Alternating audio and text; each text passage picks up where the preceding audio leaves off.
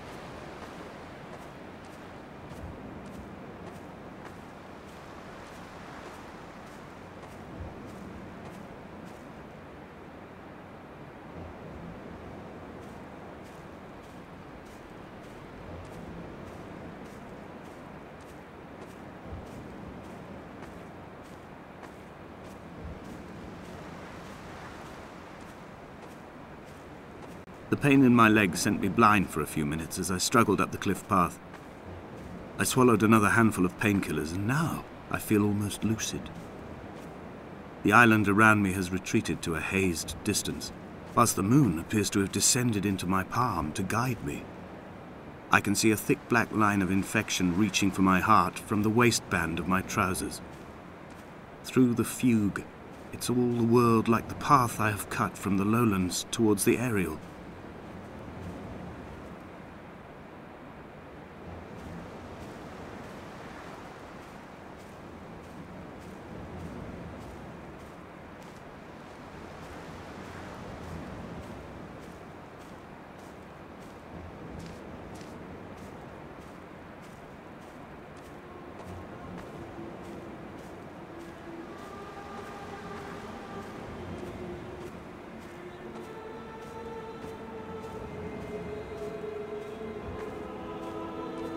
I've begun my voyage in a paper boat without a bottom. I will fly to the moon in it. I've been folded along a crease in time, a weakness in the sheet of life. Now you've settled on the opposite side of the paper to me. I can see your traces in the ink that soaks through the fibre, the pulped vegetation. When we become waterlogged and the cage disintegrates, we will intermingle. When this paper aeroplane leaves the cliff edge and casts parallel vapor trails in the dark, we will come together.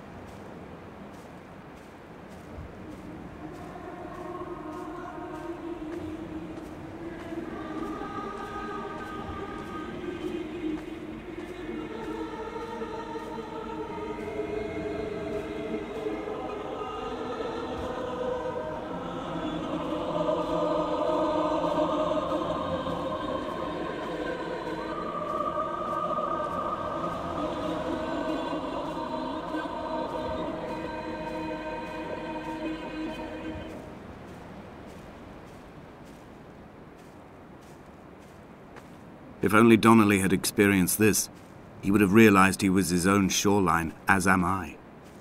Just as I am becoming this island, so he became his syphilis, retreating into the burning synapses, the stones, the infection.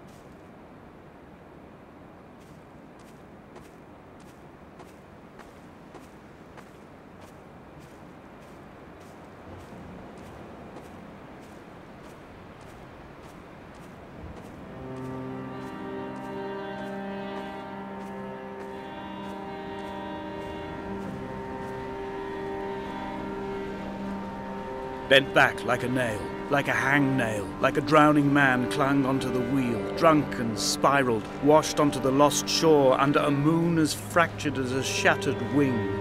We cleave, we are flight and suspended, these wretched painkillers, this form inconstant. I will take flight, I will take flight.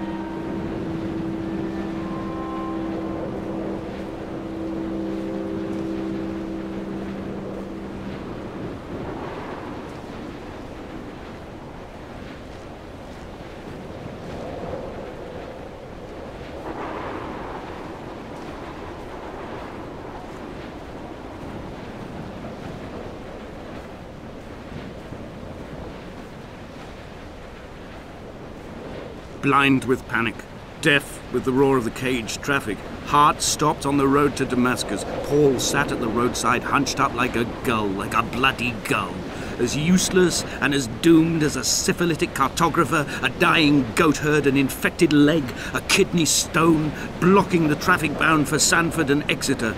He was not drunk, Esther. He was not drunk at all. All his roads and his tunnels and his paths led inevitably to this moment of impact. This is not a recorded natural condition.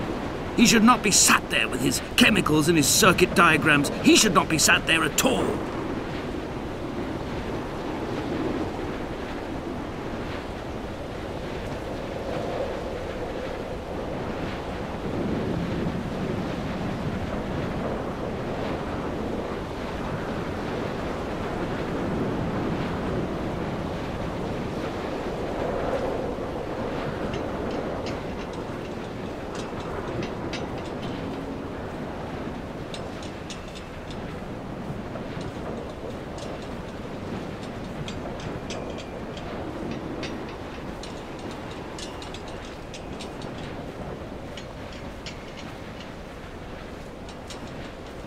I am the Ariel. In my passing, I will send news to each and every star.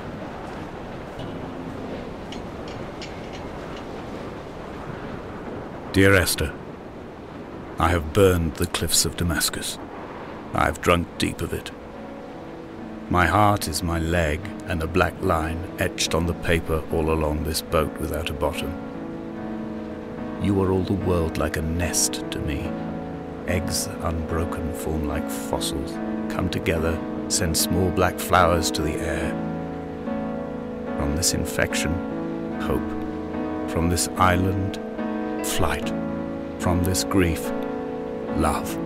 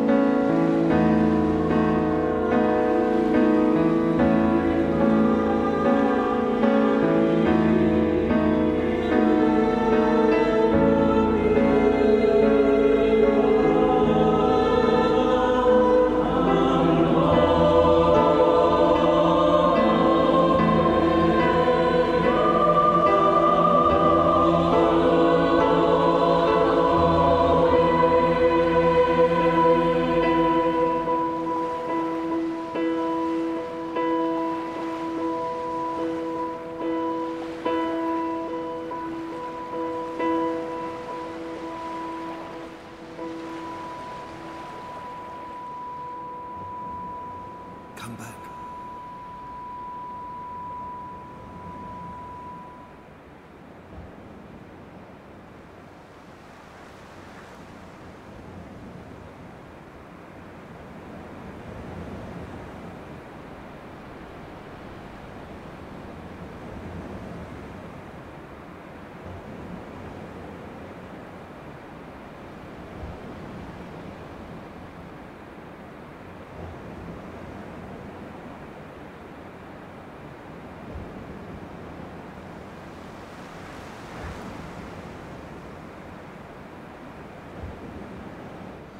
Whoa. Well then, that was pretty damn powerful. I guess that's it. It's not doing anything. Well then, that was quite an experience. I've never quite played anything like that before. I don't know if playing is the right word. It's more of experiencing than anything really. Alright, let's go to the menu. Wow. Well, there were so many moments in that I really just, you know, wanted to just stop and stare for God knows how long, but you know, I was doing it, you know, recording, so I couldn't just stop. But I'll probably play it again and you know, sightsee. But wow, that was excellent. Yeah, I don't really know much else to say after that kind of an ending. I'm not gonna really say too much because I don't want to put words in people's mouths or anything. But yeah, if you you know, get the game if you want to play that yourself. I don't know.